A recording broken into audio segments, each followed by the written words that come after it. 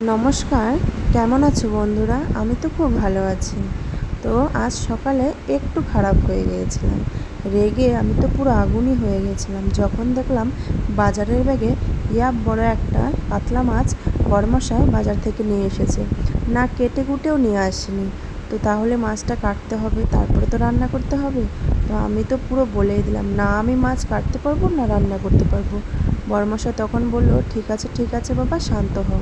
আমি মাছটা তোমাকে কেটে কুটে ধুয়ে দিয়েছি, তুমি রান্না করে ফেলো।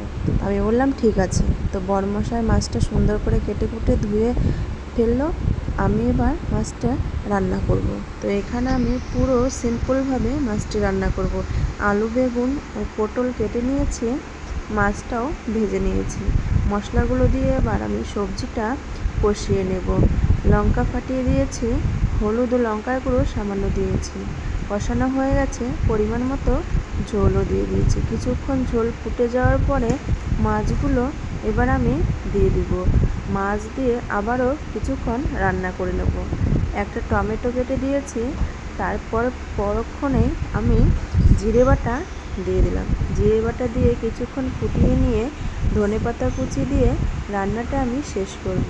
তো একদমই সিম্পলভাবে আমি মাছটি রান্না করলাম। বড়মশাই তো থালা চেটেপুটে খেয়েছে বলে ও